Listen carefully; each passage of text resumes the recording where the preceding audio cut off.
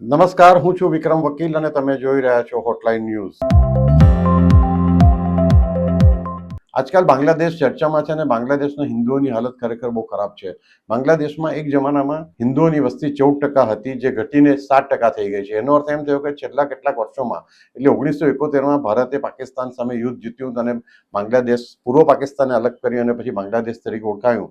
તેને આટલા વર્ષોમાં જે વસ્તી 22% હતી તે હવે ઘટીને ઓછી 7% થઈ ગઈ છે. એનો મતલબ એમ થયો કે આ તો મોટાભાગના હિન્દુઓ કન્વર્ટ થઈને મુસ્લિમ બની ગયા છે ત્રાસને કારણે, અથવા કેટલાક હિન્દુઓ બોર્ડર ક્રોસ કરીને ભારતમાં આવી ગયા છે. ખરેખર તો ભારત સરકારે બોર્ડર ખોલી દેવી જોઈએ અને કહેવું જોઈએ કે જે હિન્દુઓને ભારત આવવો હોય એને પ્રવેશની છૂટ છે.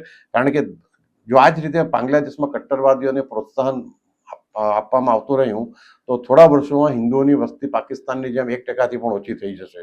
ત્યાં બાંગ્લાદેશના હિન્દુઓના ઘર, મંદિર, દુકાનો પર જે હુમલા થયા છે એને કારણે હિન્દુઓ સ્થળાંતર કરી રહ્યા છે.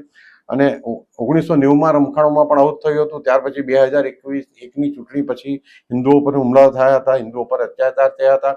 અને આ મુદ્દો હવે રાષ્ટ્રીય અને આંતરરાષ્ટ્રીય સ્તરે પણ ચર્ચામાં માંડ્યો છે.